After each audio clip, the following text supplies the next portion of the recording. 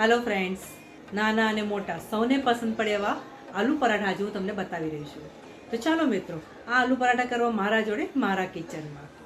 મિત્રો, આજે આપણે આલુ પરાઠા બનાવવા જઈ રહ્યા છીએ. એ માટે મેં અહીંયા 500 ગ્રામ બટાકા લીધા છે. બટાકાને આપણે સૌપ્રથમ બાફી લેવાના છે, ત્યારબાદ એની છાલ કાઢી લઈશું. છાલ કાઢ્યા બાદ આપણે આ બટાકાને મેશ કરી લઈશું.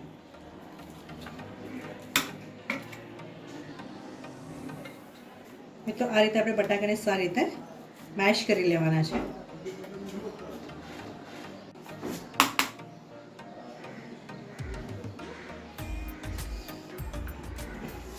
ત્યારબાદ આપણે એમાં ઝીણી સમારેલી એક ડુંગળી નાખીશું.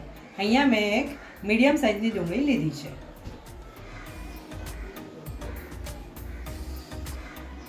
ચારથી 5 ઝીણા સમારેલા લીલા મરચાં લઈશું. અડધો કપ જેવા ઝીણા સમારેલા લીલા ધાણા નાખીશું.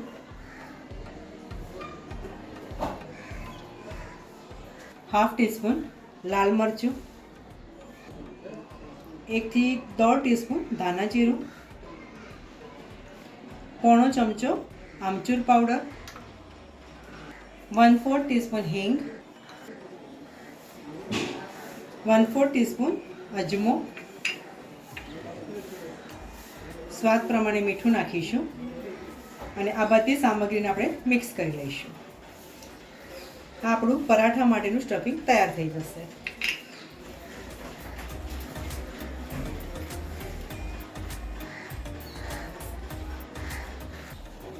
મિત્રો, તમે આલુ પરાઠામાં આ રીતે ઝીણી સમારેલી ડુંગળી નાખશો ને તો તમારા પરાઠા એકદમ સરસ ક્રન્ચી લાગશે. એકવાર ટ્રાય કરીને જરૂરથી જોજો. હવે આપણું આ સ્ટફિંગ સારી રીતે મિક્સ થઈ ગયું છે. મિત્રો, આપણે આ રીતે મીડિયમ સાઇઝના લોટનો લુવો લઈશું. જે તમે નોર્મલી રોટલી માટે લોટ બાંધો છો ને એ રીતે જ લોટ બાંધવાનો છે. પછી આપણે એને ઘઉંનો સૂકો લોટ લગાવવાનો અને થોડો વણી લેવાનો છે.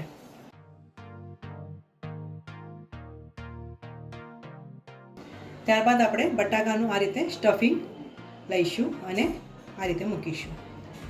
ચારે બાજુથી આ રીતે એને વ્યવસ્થિત બંધ કરી લેવાનું.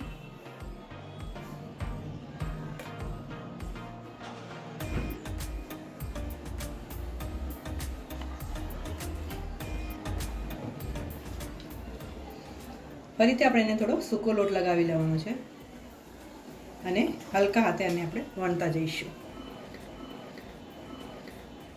બહુ જોરથી નહીં વણશો, હલકા હાથે આ પરાઠાને તમે આ રીતે વણી લેજો.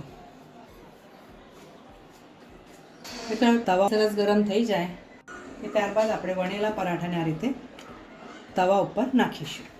ગેસની ફ્લેમ આપણે મીડિયમ રાખીશું. પરાઠાની નીચેની બાજુને આપણે સારી રીતે મીડિયમ ગેસ ઉપર શેકી લઈશું.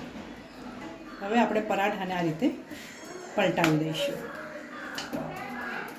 હવે પરાઠાને આપણે ઉપર ત્યાં રીતે ઘી લગાવી દઈશું. એટલે પરાઠાને તમે તેલમાં પણ શેકી શકો છો, પણ આલુના પરાઠા ઘીમાં બનાવશો ને, આહા, પંજાબમાં હોય ને એવો તમને ફ્લેવર આવશે.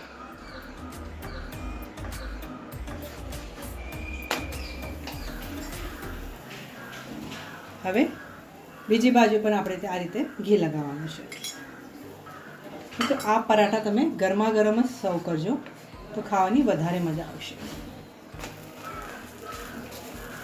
આ રીતે સરસ ગોલ્ડન બ્રાઉન થાય ને એ રીતે આપણે એને મીડિયમ ગેસ ઉપર શેકી લઈશું. ગરમા ગરમ આલુ પરાઠા મિત્રો તમારા માટે તૈયાર છે.